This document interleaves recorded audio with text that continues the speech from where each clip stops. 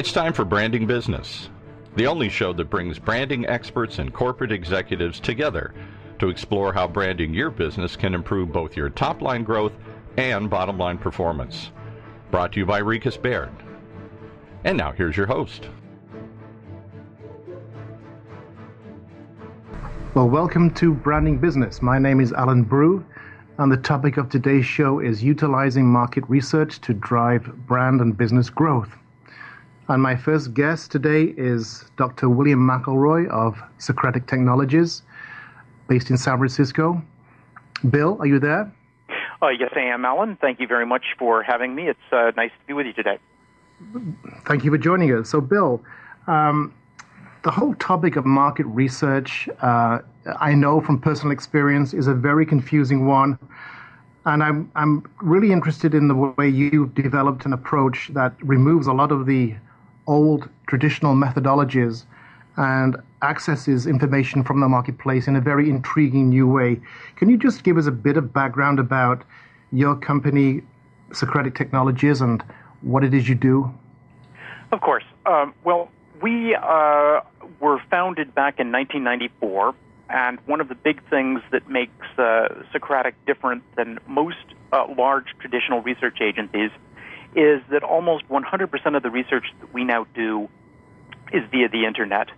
And one of the things that makes our approach quite a bit different than most traditional forms of research is that we use a great number of new interactive online tools that are far more engaging than simply the old questionnaires and the check boxes and the fill in the blanks. We have a lot of things where people can go in and play with some of these tools. Many of them are animated. We do things like collage building, which are all great old traditional techniques. But what we're doing is we're really taking them well into the new century with updated interfaces that is a lot more interesting for survey takers than some more traditional forms of research. Right. So the Internet. So is the Internet really effective in reaching people online? And does it replace the old techniques of the person with the clipboard? I mean, can you explain how it's different in terms of its approach? Well, back in the early days, certainly there was a pretty good concern that you didn't have a tremendous number of people who were on the Internet. But in the U.S. today, approximately 88% of all U.S. citizens have some form of access to the Internet. And so to be able to contact them through a media that they are currently using very, very frequently, in fact, email and Internet and all the rest are people's now preferred forms of communication. It really is quite effective, and we certainly do keep track of those subgroups that we can't necessarily find online. And there will always be a call for some phone and some intercept, and of course there will always be focus groups. But for the most part, when you're doing a more quantitative or survey-based program these days, the Internet is actually turning out to be quite good at mimicking the exact same findings we'll get through most other traditional approaches. Mm-hmm. So you're finding the Internet is really an effective way of reaching people you want to reach and accessing the kind of audience you need to talk to. Yes, and once again, it really does depend specifically on what type of audience that you want.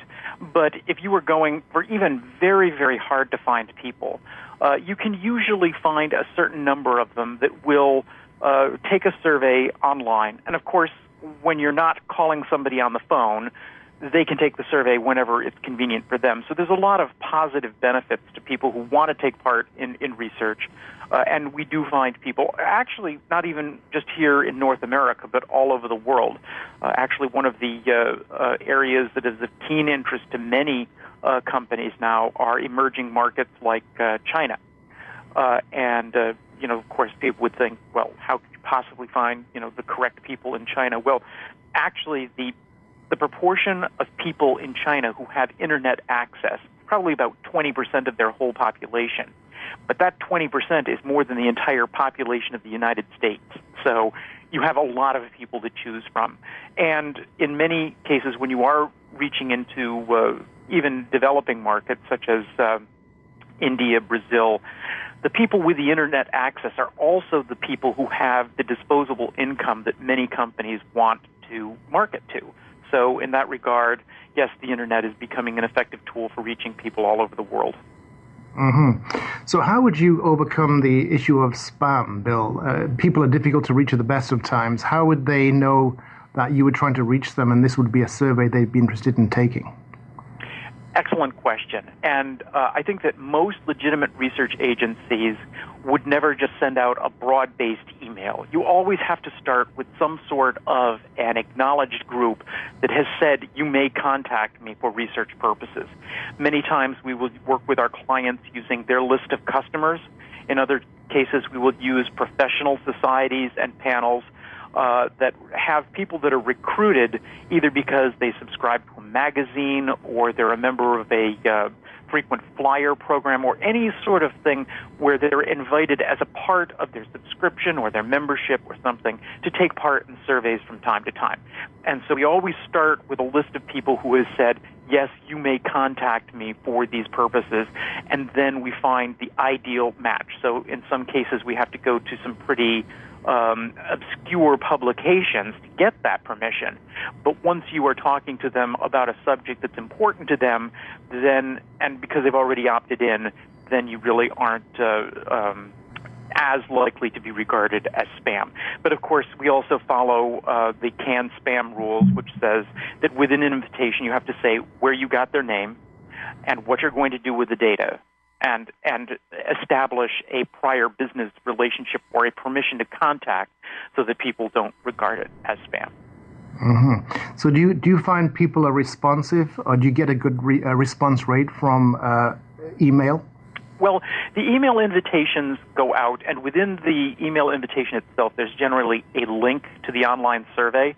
And it depends, of course, on the audience. In some cases, if the company who is sponsoring the research is not a very key factor in people's lives, then you might get a response rate of anywhere from 1 to maybe 8%. But there's other groups that we work with. We run some very large panels of internal customers for companies like Dunkin' Donuts, for instance. And for them, when they send out a request for people to come in and talk about a subject that they would like to study, you get response rates of 65%. So it really is going to depend on how much interest and affinity that the potential survey takers have with the brand and with the topics. Well, we all like donuts, but what about industries and companies who deal with business to business? Do you have the same kind of response rate there, or is it different? Well, once again, I think it depends. If you are dealing with a company that's providing a mission-critical component, and some of these can be very, very obscure. We can be talking about chemicals, and we can be talking about, integrated circuit components. We can be talking about electronics. Many of these are at the OEM level, but it all is going to depend on how critical that the brand and the topic is to the person who's taking it. And that will determine their response rates. In some cases, we deal with medical devices, and if we're going to certain people who are very interested in those, you can have a very high response rate. And others, when you get into some very infrequently purchased or not understood, then you might be lucky to get a 1 or 2% response rate. Interesting, Bill. So the internet is a new tool to reach people and conduct surveys and market research, but research is a wide subject. I mean, people are familiar with parts of it. There is quantitative, there is qualitative. Can you just give us a sense of what kind of research you want to take and from what kind of client?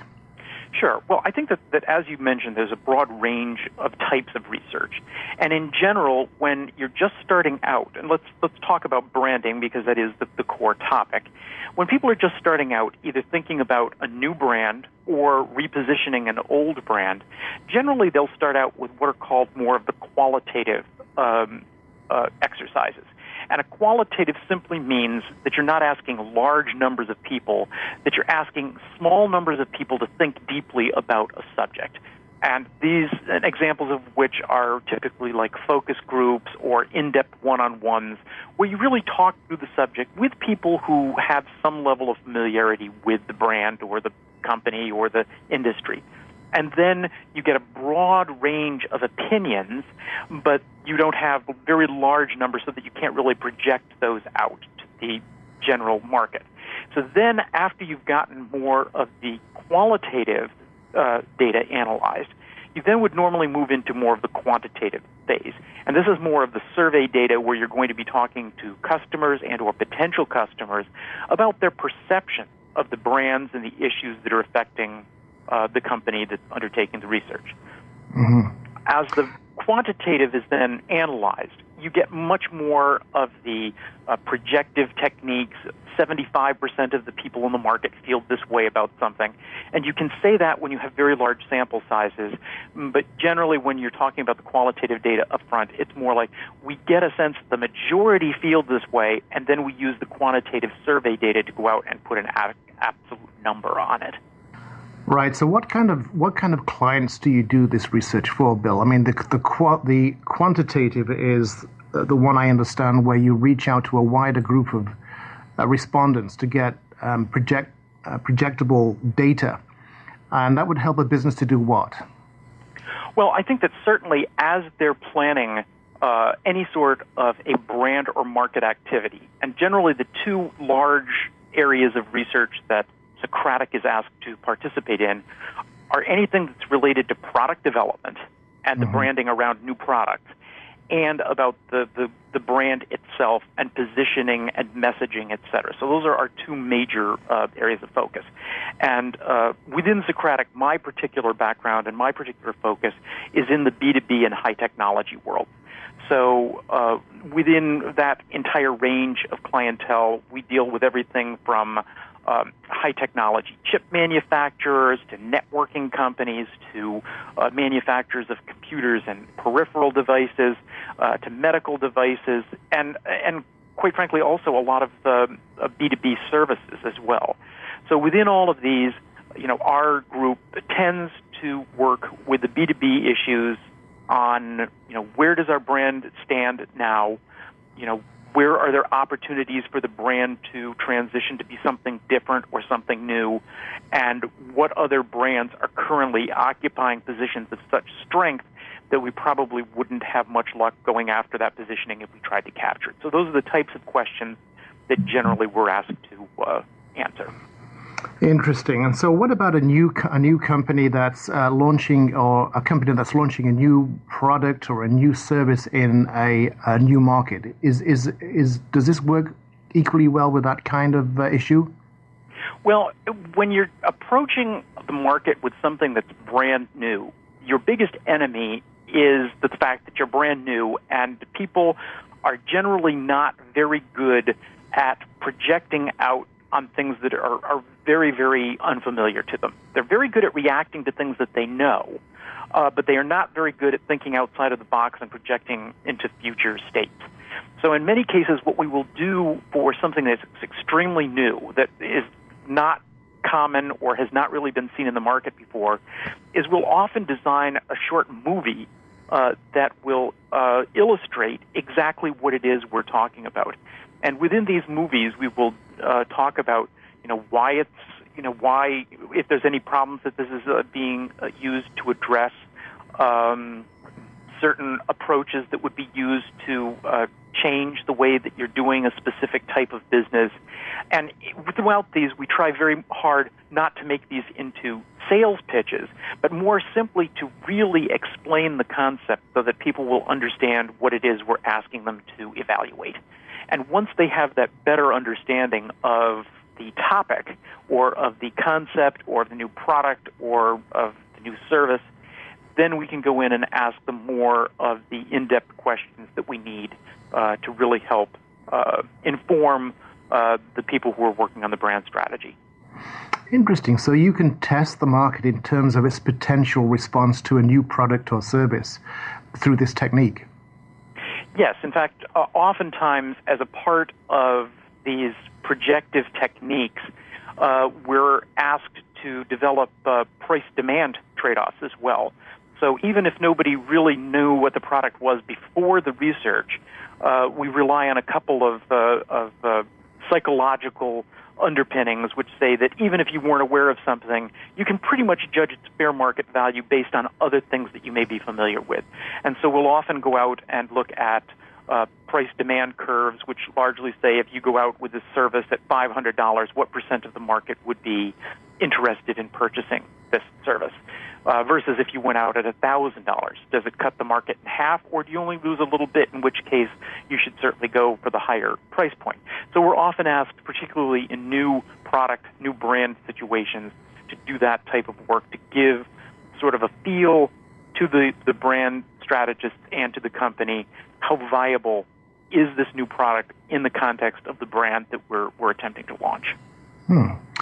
Very interesting, Bill. So that's from the perspective of a new product, a new service in the marketplace. What about a large established organization like a bank or a financial services institution that wants to look at the market in a new way and look at ways of segmenting the market to better serve certain segments or to focus on the more profitable segments? Do you do any kind of research that looks at that?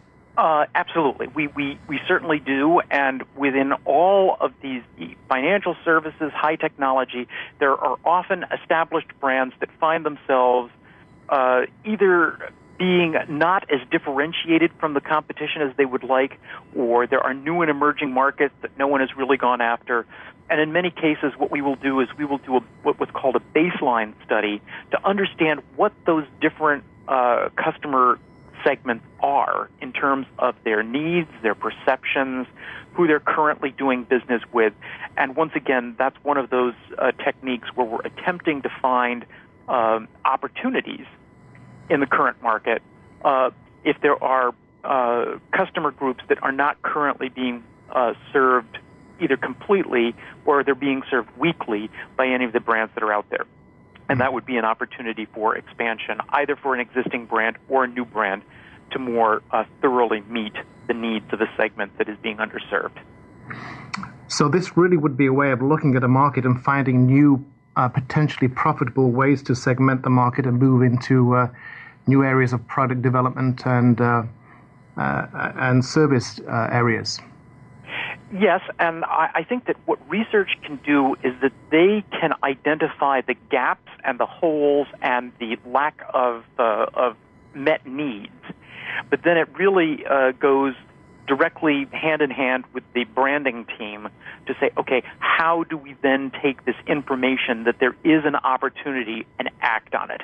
And I think that certainly, over the years, you and I have known each other for 15 years now. I think it's the concerted effort of being able to not only identify the opportunities, but then also come up with the actionable strategy to take advantage of those opportunities that really puts the whole package together. Well, as you say, Bill, we've worked together for some years now on many different kinds of client and brand situation. One thing that comes along every now and again is a client or a company saying, look, we have a new name and we have a new logo. How best should we test this? Often people recommend focus groups to test things like this. What's your perspective on that? Is a focus group a good way of testing new names and logos, or would you recommend another way? Well, actually, I come from the school of thought that it is usually bad research to attempt to turn your customers into graphic designers and naming experts.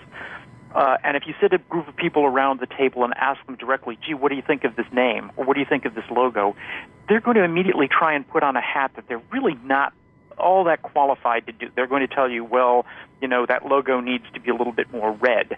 And that may be of interest, but it really isn't actionable.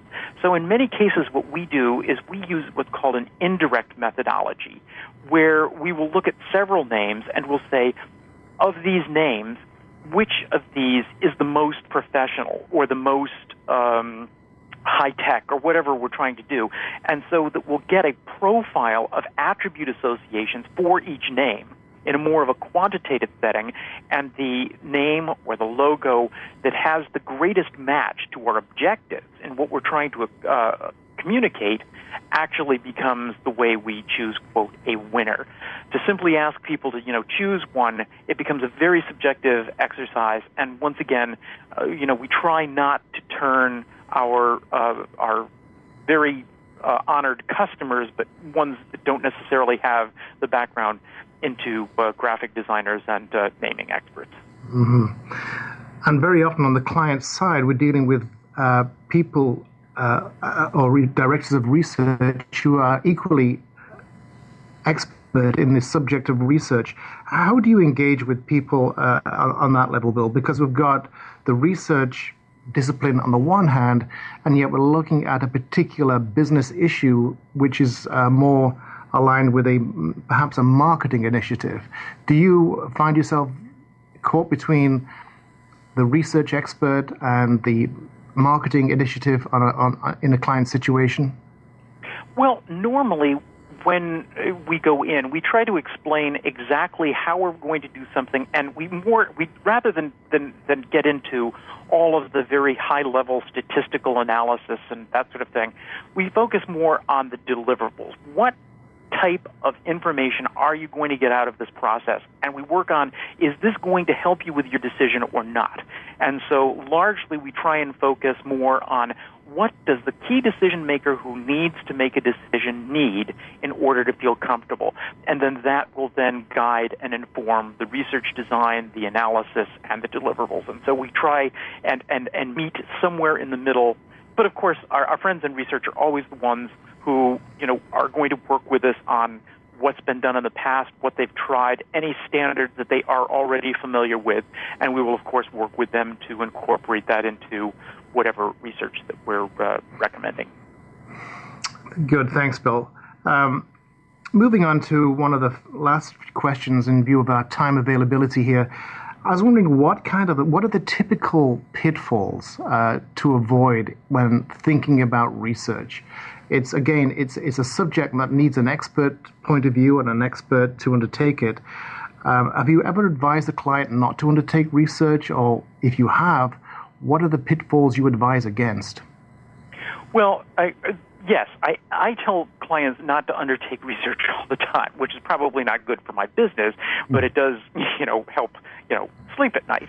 And I think that the key thing that you want to ask yourself is research going to help you make the decision? And in many cases, we'll get into a situation where, for all intents and purposes, the decision's already made. That this is just sort of like a going out to ask people their opinion just in case. But the problem with that is if you go out, particularly to your clients, and you ask them a question that you have no intention of taking action on if it comes back counter to what you're planning to do, my advice is don't ask. If you're not going to take action on it and you aren't going to actually bring feedback into the decision-making process, don't bother asking, because it's just going to annoy people and make them feel disrespected. So I tell people if that's the case, you probably just do it. And if the decision's already made and you've already printed the packaging, it's a little late to worry about whether you should be in this market or not. And right. I guess the second thing in terms of pitfalls is I think that you really need senior management on board with the process. I think that some of the worst research nightmares have come along when the research team and the task force has been all diligently at work. They get everything together and they go in and senior management says, we're not doing that. We're going to do something completely different, and you've just wasted everybody's time and money. So I think that the big thing is to make sure that the entire infrastructure of the company, particularly when it comes to brand, because that touches every single person from the CEO on down, to make sure that there's an alignment, that there is a need for brand work, and that what comes out the back end is going to be something that we can take action on. So those things are definitely a part of what would have to be either taken into account or avoided. Great, Bill. So get the senior team on board from the outset and then work with them and make sure they're engaged all the way through. I know that you're also a good branding consultant as well as a research specialist, Bill, so I have no doubt that you can do that. If any of our listeners would like to reach you and have follow-up questions, what's the best way to get in contact with you? Well, as was previously mentioned, we are headquartered in San Francisco. Our telephone number is 415-430-2200, and you can always reach me via my email, which is bill.MacElroy, MacElroy, @Sotech, SOTECH.com. Excellent. Well, thanks so much for joining us, Bill. You've been listening to Branding Business with Rikus Baird, and to learn more about our show, please visit brandingbusiness.com.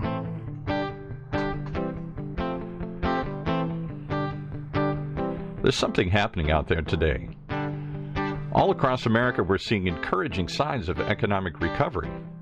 Businesses are once again thinking about new growth, and new opportunities are emerging. But it raises the question, is your company positioned to take full advantage of the economic recovery and the opportunities it presents? Maybe it's time to ask, how has the recession impacted your business model? Is your business as relevant as it once was? Should you consider entering new markets or expanding into new categories? And what do customers really value about their relationship with you? The golden thread through all these questions and the answer to each and every one of them can be found in just one place: your brand. It's much deeper than your logo and much bigger than your advertising. Your brand is the enabler of your entire business strategy. Rikus Baird is a brand strategy firm that can help. They specialize in business branding. They've helped hundreds of companies from startups to Fortune 500 leverage their brands to drive growth. They can do the same for yours. It's really quite simple. Find out more, just visit brandingbusiness.com.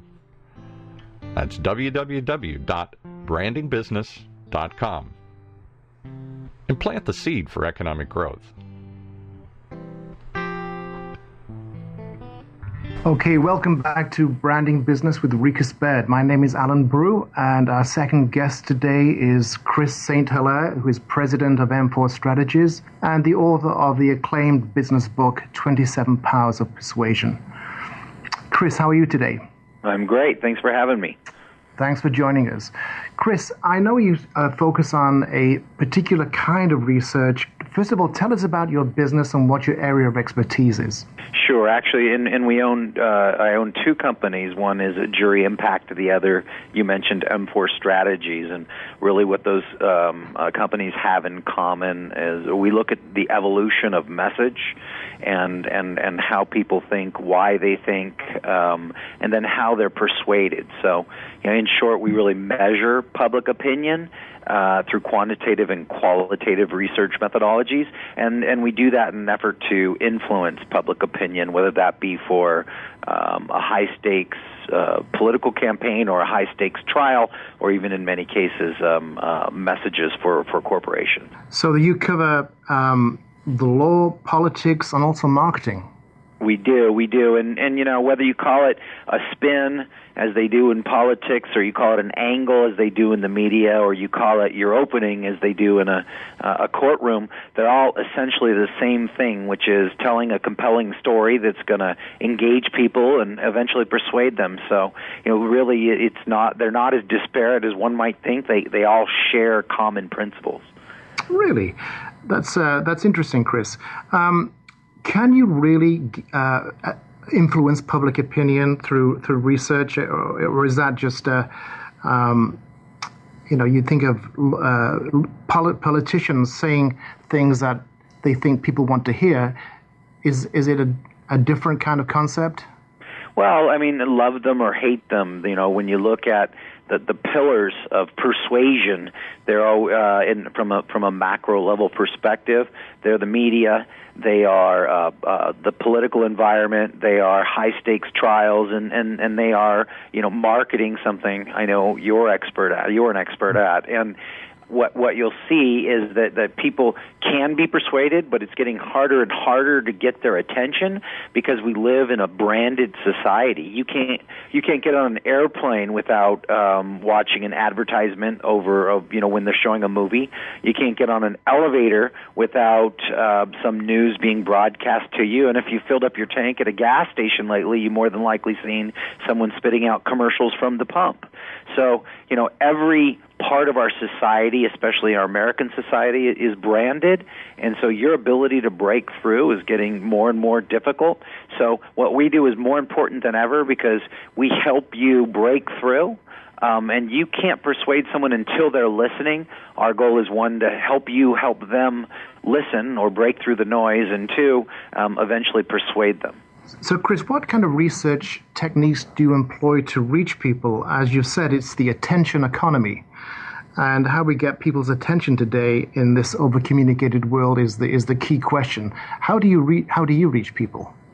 You got to understand mindsets. And so when we're working on a high-profile trial, for example, if it's being held in Nashua, New Hampshire, you can't do research in San Diego, California, because mindsets are likely different. You're going to have different income distributions, different age distributions, different mindsets based on, one's close to the Mexican border, one's close to the Canadian border. And so, we each bring certain life experiences to the table. And so understanding those through qualitative and quantitative research are fundamental, because you can't really persuade someone if you don't know what their mindsets are, what their push buttons are, what their interests are. And in the end, a very wise person once told me that it's always easiest to persuade someone of something they already believe.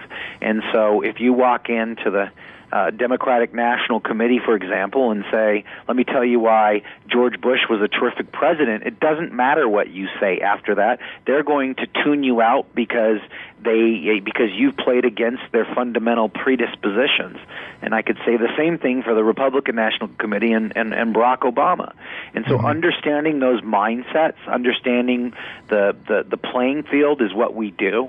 And we do that in a number of ways. It's, they're really multimodal methodologies, and that's a fancy way of saying, there's quantitative phone surveys, quantitative internet surveys, there's methodologies for interviewing people one-on-one, there's qualitative focus groups. We employ all of those things, and what we insert really is a creative bent to it all, so that we're finding creatively how to understand people's fundamental mindsets and then align them with whatever message that we're trying to promote. So giving our clients the best chance at trial or in the marketplace or in a political campaign of eventually persuading their audience. So once you've established what people think, Chris, how do you then formulate a message that will persuade them around a particular direction you want them to go in terms of your client?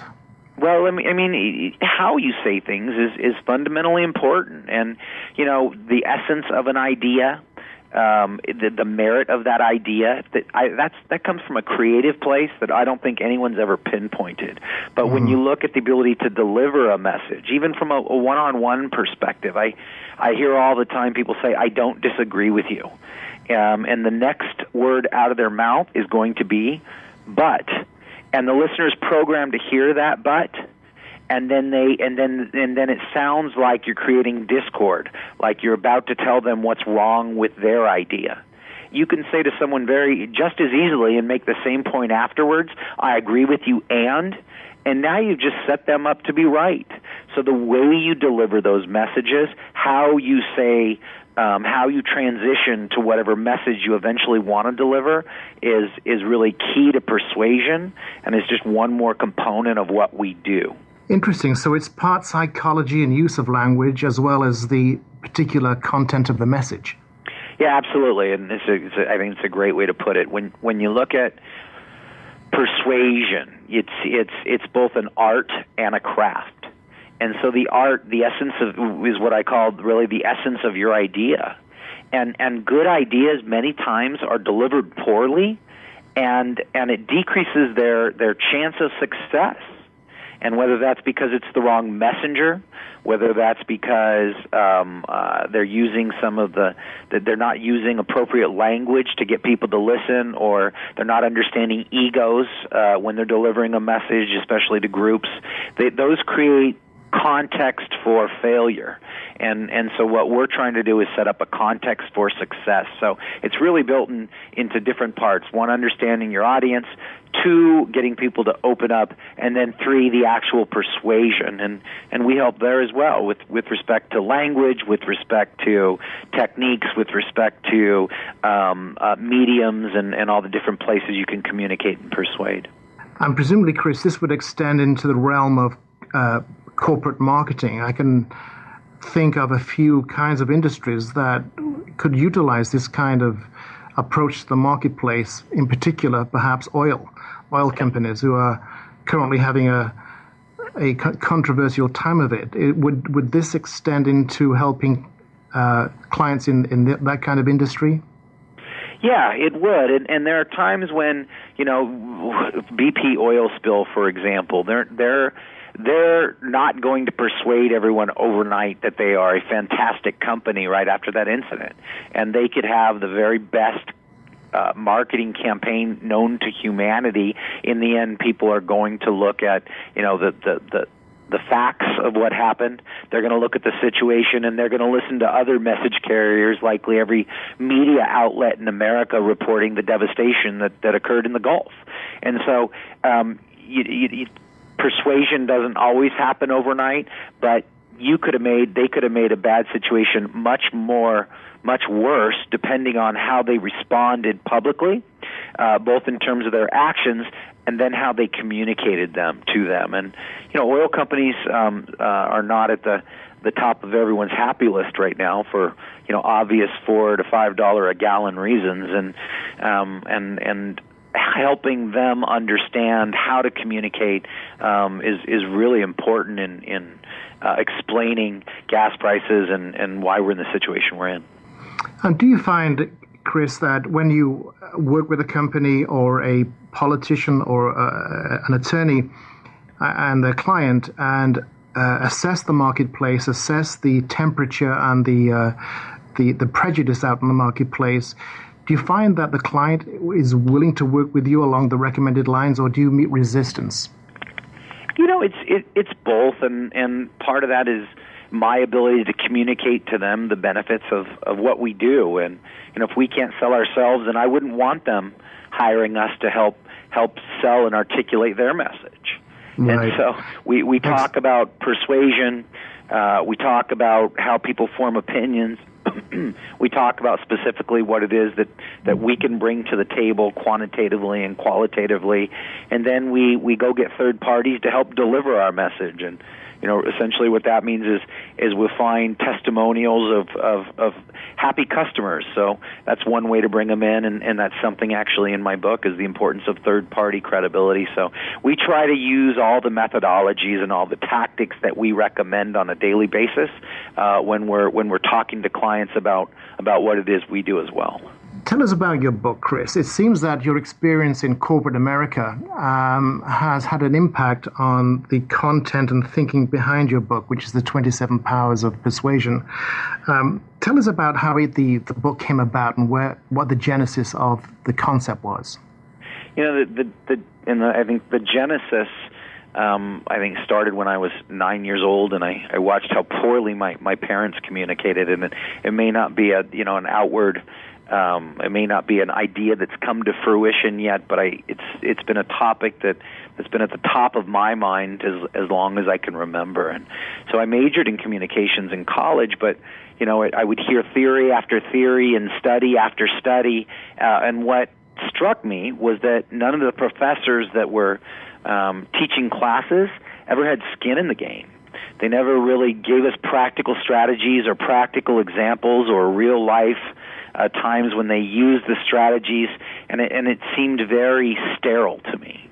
And so I got into politics, ran political campaigns for many years, and then learned the everyday tactics both experientially and through studies and other quantitative methodologies.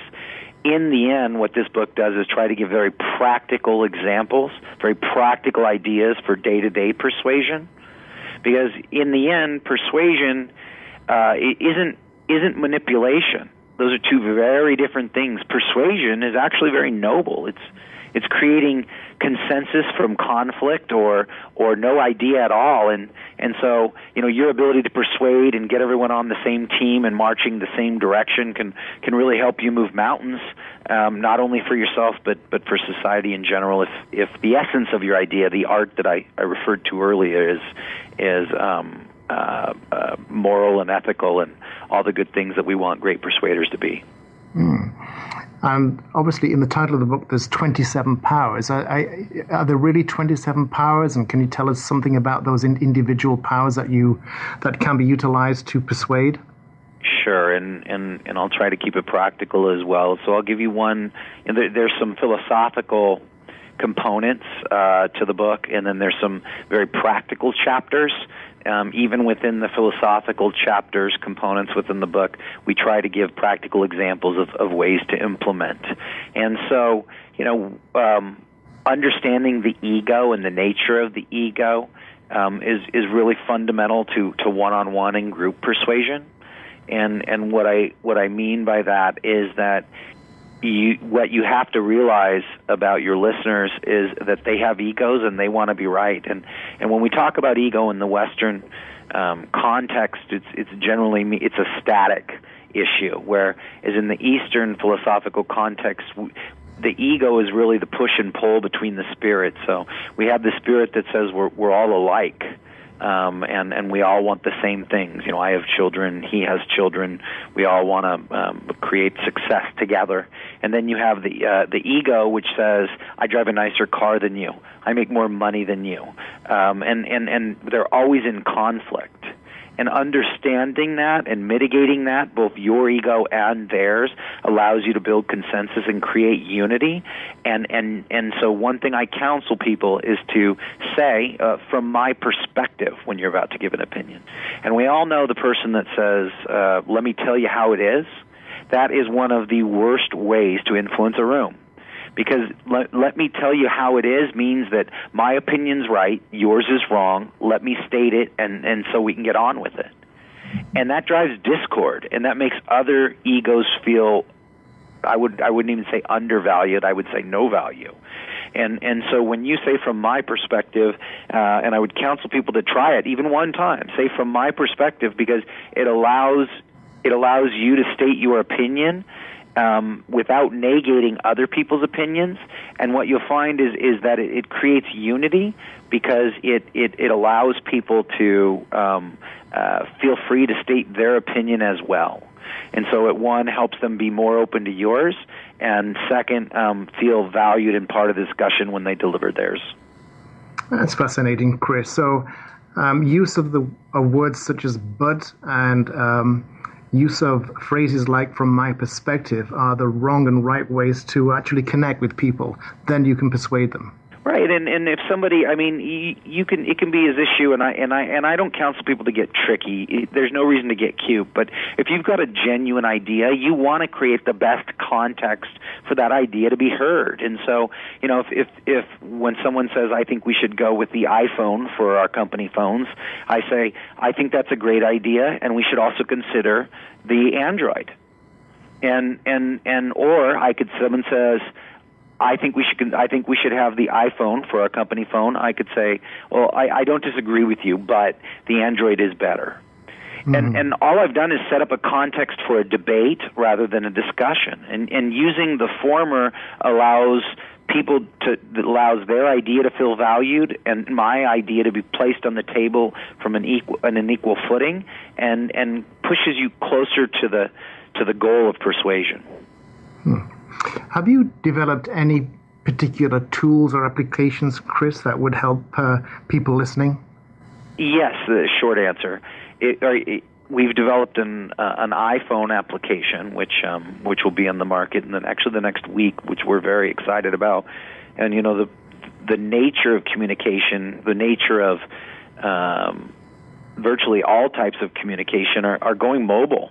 And so, 20 years ago, the way that you'd survey quantitatively, and quantitatively means I know plus or minus 5 points or some number how people feel about an issue, but the way that they'd field those surveys was on home phone lines.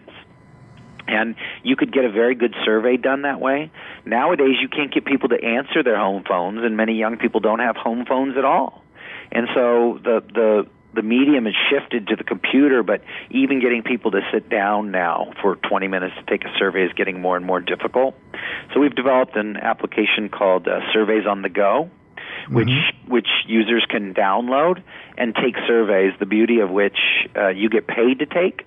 So you'll get $5 to share your opinion, but for our clients it's much more instantaneous way, because no matter where you are, we can send a push and talk to the demographic they want to talk to in almost real time. So our users get compensated for taking surveys.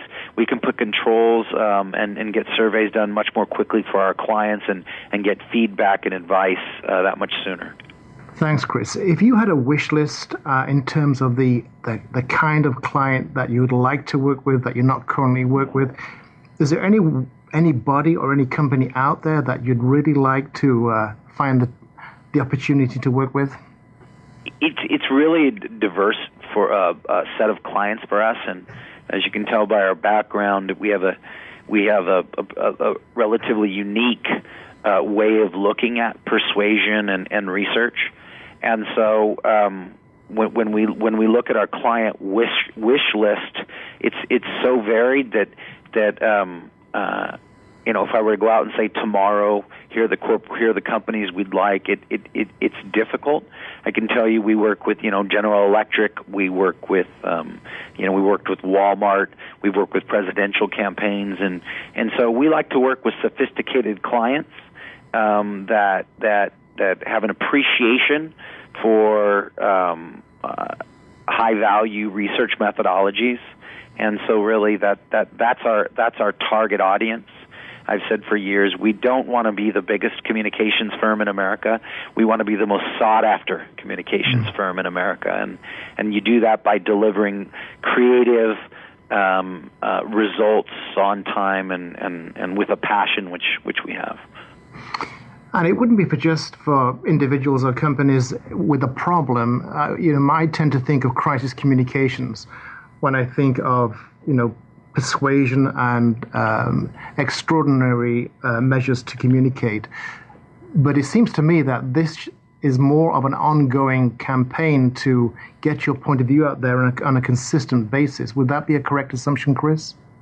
Yeah, and I've seen, in presentations from your firm where you'll show a shoe with a Nike swish and ask your audience how much that shoe's worth, and then you remove that swish and ask the audience how much it's worth, and 80% of the value disappears. So, the importance of brand is really the art of persuasion.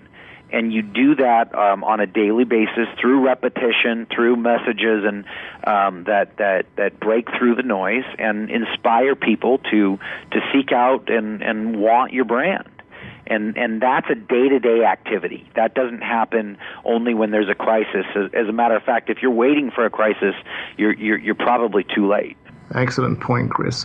We're coming towards the end of our time. Is there anything or any final insights you'd like to share with our listeners?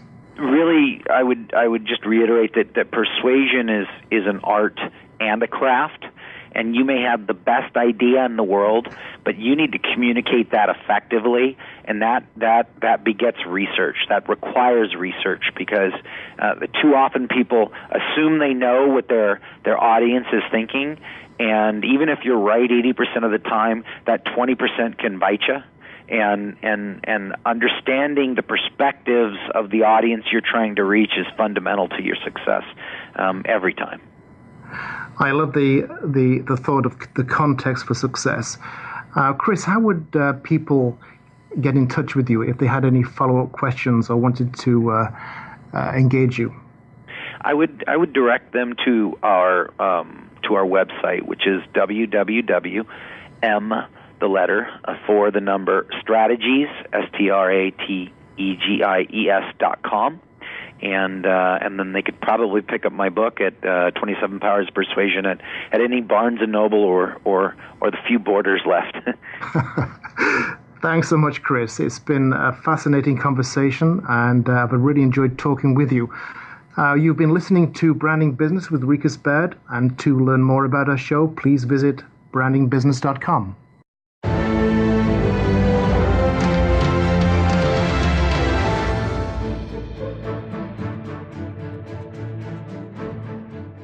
You've been listening to Branding Business, the only show that brings branding experts and corporate executives together to explore how branding your business can improve both your top-line growth and bottom-line performance.